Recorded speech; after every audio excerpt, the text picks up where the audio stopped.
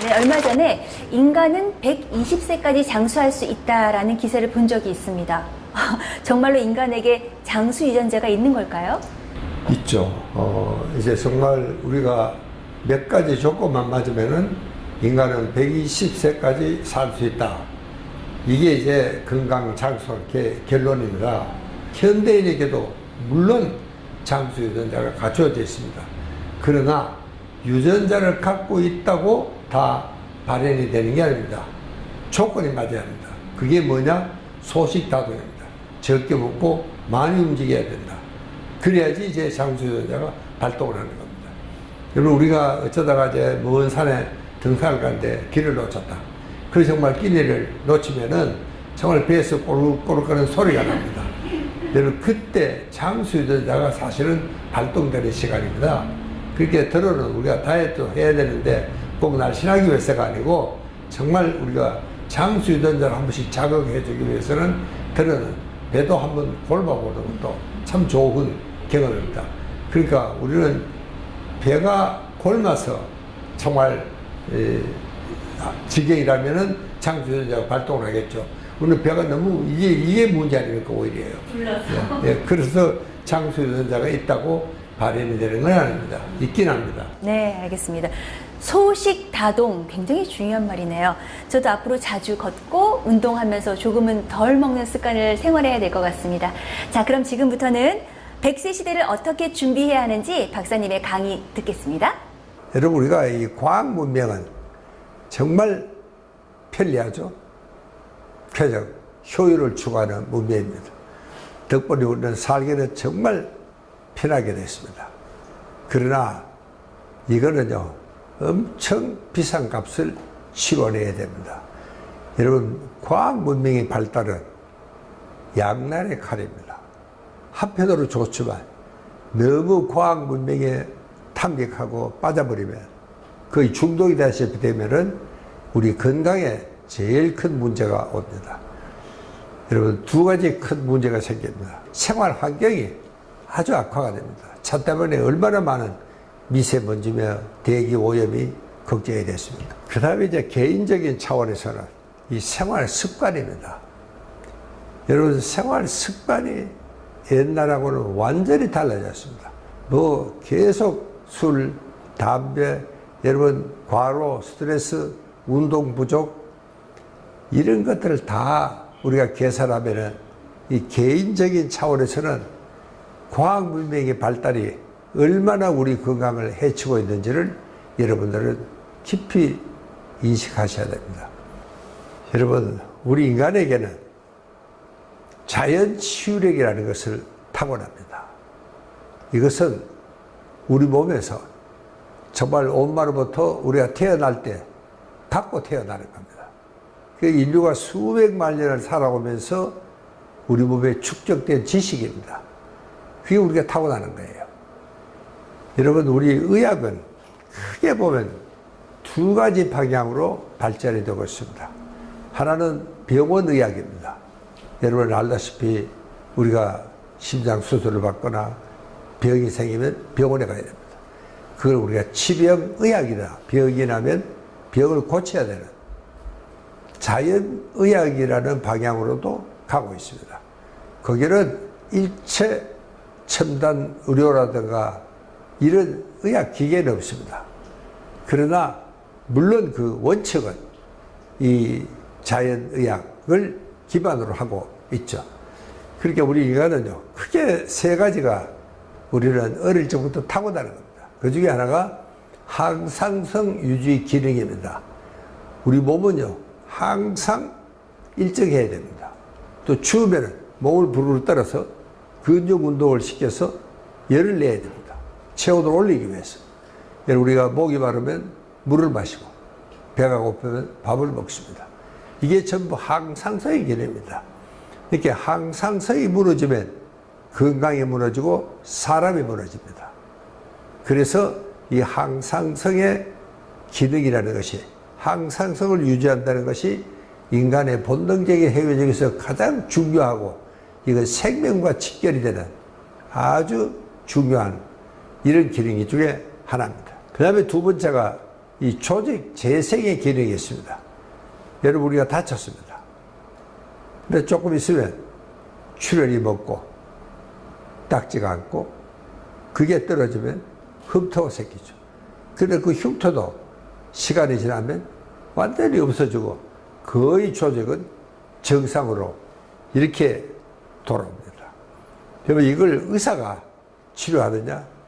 의사가 약 바르고 꿰매고 하는 것은 치료가 잘 되게 도와주는 사람입니다. 의사 없이도 우리 몸은 몸의 자연 치료에 의해서 치유가 되는 겁니다. 자, 그 다음에 이제 이게 면역 기능입니다. 여러분, 우리는 정말 면역이 튼튼한 병에 걸리지가 않습니다. 여러분, 지난번 우리가 메르스 바이러스가 왔을 때 온 나라가 아주 전쟁을 치르듯이 엄청 놀랐습니다. 그런데 여러분, 메르스 때문에 사망한 환자가 38명이라고 합니다. 여러분, 우리가 독감 때문에 1년에 500명, 600명이 사망을 합니다. 거기에 비하면 메르스 이거는 병도 아닙니다. 근데 왜 그렇게 우리가 혼이 났느냐? 처음 당해봤거든요. 이렇게 우리 몸에 메르스라는 바이러스가 오면은 어떻게 대처해라 하는 그런 면역 기능이 없었습니다. 그래서 그렇게 놀란 겁니다. 여러분, 이렇게 생각하시면은 정말 이 면역 기능이라는 것도 우리가 수백만 년 인류가 살아오면서 인간의 터득한 지혜입니다. 그런데 여러분, 자연 치유력이라는 것은 이것은 현대의학에서도 마찬가지입니다. 이거 없이는 안 됩니다. 여러분, 의사가 아무리 열심히 잘 꿰매놔도 우리 몸에 조직 재생의 자연 치유력이 없다면 절대로 낫지 않습니다.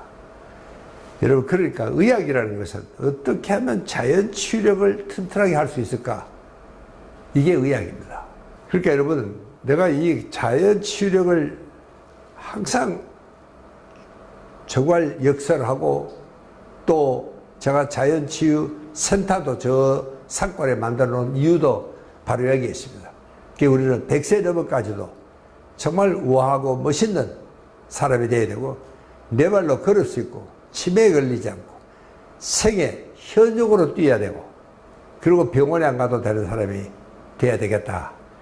여러분, 만약에 우리가 이렇게만 될 수 있다면 이보다도 이상적인 멋있는 사람은 또 그런 인생은 없으리라 저는 그렇게 생각을 하고 있습니다. 여러분, 그러기 위해서는 우리가 에이징 파워를 우리는요, 나이가 들면 모든 게 떨어진다고 생각합니다. 그렇지 않습니다. 오히려 올라간다. 여러분, 그래 에이징 그러면 나이가 드는 거죠. 그 나이가 들수록 오히려 힘은 더 세진다. 여러분, 제가 나이 든 사람을 위로하려고 이런 말을 하는 게 아닙니다. 여기는 의학적인 근거를 들어서 아하, 그래서 그렇구나. 여러분들이 이해할 수 있도록 제가 설명을 올리려고 합니다. 여러분, 우리가 파워, 인간이 살아가는데 힘은 크게는 네 가지로 이렇게 분류해서 이야기합니다. 하나는 신체적인 겁니다. 그 체력이죠. 지구력. 이런 신체적인 건강은 우리 조물주가 우리 인간을 만들 때 참 넉넉하게 잘 만들었어요. 보통 때는요, 우리가 갖고 있는 체력의 20%만 사용해도 평소 생활을 할 수 있도록 만들어 놨습니다. 그 나머지 80%는 왜 있느냐? 이는 예비력입니다. 갑자기 강도가 떨어졌다거나, 혹은 또 불의의 사고를 내가 당했다거나, 그럴 때 우리 건강을 잘 받쳐주기 위해서 예비력으로 만들어 놓은 겁니다. 그리고 여러분, 우리가 체력이 반으로 떨어져도 뭐 그럴 일은 없지만, 그래도 여러분, 우리가 체력에 관한 아무런 평소 생활한 데는 문제가 없습니다. 우리가 가령 뭐 63빌딩 빨리 올라가기만 하지 않는다면 여러분, 평소 생활에는 지장이 없다. 그런 이야기입니다. 자, 그 다음에 두 번째가 정신적인 힘입니다. 이제 나이가 들면은 참 우울하고 걱정도 많고 스트레스도 많고 여러분 한 60 안팎으로 전역을 하고 나면은 정말 참 뭘 해야 될지 앞이 캄캄할 수도 있습니다. 그러나 여러분, 그래도 이 나이가 되면은 참 세상을 두루두루 보는 이런 관조하는 능력이라든가 또 인내나 참을성이 있다든가 오히려 이 지능지수도 젊은 층이 올라가는 것도 있지만 오히려 나이가 들면 더 올라가는 것도 있습니다. 가령 우리가 통합지능이라든가 결정성 지능이라든가 이런 것은 나이가 들고 경험이 쌓이면 오히려 올라가도록 이렇게 되어 있습니다. 그 다음에는 이 사회적인 힘입니다. 여러분, 사회적인 힘은 뭐니 하더라도 돈입니다. 요즘은 돈이 있어야 됩니다. 여러분, 실제로 우리나라 현금은 50세 이상의 사람들이 80%의 현금을 갖고 있습니다. 이게 이제 젊은 애들이 참 대단한 스타들이 뭐 몇 억씩 번다 그러지만 그의 인구의 몇 프로가 되겠습니까? 실제로 돈은 이 중년들이 다 갖고 있는 겁니다. 그렇죠? 이 사람들은 신체적으로 아직도 젊고 건강하죠? 그리고 온 세상을 돌아다니는 경험이 있고 정보가 있고 또 이런 사회적인 네트워크가 굉장히 발달이 되어 있습니다. 여러분, 요즘 굉장히 그 고급 관료들이 기업에서 아주 비싼 돈 주고 스카우트 해갑니다. 왜? 그 사람은 전 세계 우리가 잘 모르는 정보를 갖고 있습니다. 그게 정말 사업하는데 얼마나 큰 도움이 될 수 있겠습니까? 이제 그런 거를 우리가 계산을 하셔야 된다. 그런 이야기입니다. 그 다음에는 이게 이제 마지막으로는 영적인 힘입니다. 여러분, 우리가 나이가 들면 아무래도 종교적인 심성이 훨씬 더 젊은이들에 비해서는 발전을 할 수밖에 없죠. 그야말로 나이가 들면 그 자체가 바로 하나의 영적인 존재다. 이렇게 우리는 볼 수가 있습니다. 자, 요즘은요, 젊은이들이 노인들을 싫어합니다. 심지어 자기 부모님들도 모시기 싫어하는 사람들도 많습니다. 아주 젊은이들이 모이는 인기 있는 장소에는요, 나이 든 사람이 들어가면 예약이 있느냐? 없다. 아, 그러면 나가라 그래요. 예약이 없으니까. 그러면서 이 젊은이들이 한다는 소리가 뭐 늙은이가 오면 물이 더러워진다나? 여보, 내가 거기 어디 목욕을 하러 갔습니까? 물이 왜 더러워집니까? 여러분, 이게 우리가요, 세대가 이제는 그냥 단세대입니다. 그냥 아버지, 엄마, 아들. 이 할아버지, 조부모하고 살아본 경험이 없는 사람들이니까 이 무조건 나이 들면은 이거는 이제 뭐 아주 퇴물이야. 이렇게 생각하는 경향들이 참 많습니다. 그 노인을 싫어하고 심지어는 노인을 나중에는 미워하는, 여러분, 부모를 서로 안 모시겠다고 형제들끼리 싸우는 과정을 저는 한두 집 본 게 아닙니다. 이런 시대가 좀, 그러니까 이제 정말 역발상이 필요합니다.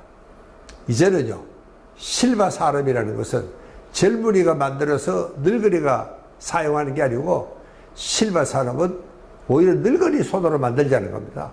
정말 늙은이들이 만들면은 이 보청기가 어디가 불편한지, 왜 자꾸 빠지는지, 왜 이 노인들 불편이 그렇게 많은지 이거를 훨씬 더 잘 알 수가 있습니다. 젊은이를 한번 해보니까 말귀를 못 알아들어요. 아, 이거 안 빠지는데요. 나는 빠지는걸요. 귀가 간지럽고 아프기도 하고 들어가지도 않고. 여러분, 이것은 나이가 든 사람이 하면 훨씬 더 잘 알 수가 있습니다. 여러분, 그래서 한국에 가면은 보청기 하나는 끝내준다. 여러분, 만약에 이런 소문이 세계에 나면 온 세계 부호들이 제뜨기를 몰고 다 열러 올 겁니다. 여러분, 그럴 때는 정말 늙은이들이 오히려 젊은이들을 고용하는 이런 역발상도 필요합니다. 그때는 오히려 젊은이들이 늙은이를 존경하고 정말 따르고 또 늙은이를 항상 아낄 수밖에 없습니다. 여러분, 우리가 이 고령일수록 그렇기 때문에 참 생애 현역으로 뛰어야 되겠다. 여러분, 저는 지금도 지하철 유료 승객입니다. 저는 돈을 내고 탑니다. 몇 푼 되지도 않는데 사회 신세 지기가 싫습니다. 여러분, 나는 아직도 사회가 나를 필요한 존재라는 생각이라는 것은 대단히 중요합니다. 이거는 정말 늙은이들의 자존심과 긍지와 명예에 관계되는 일입니다.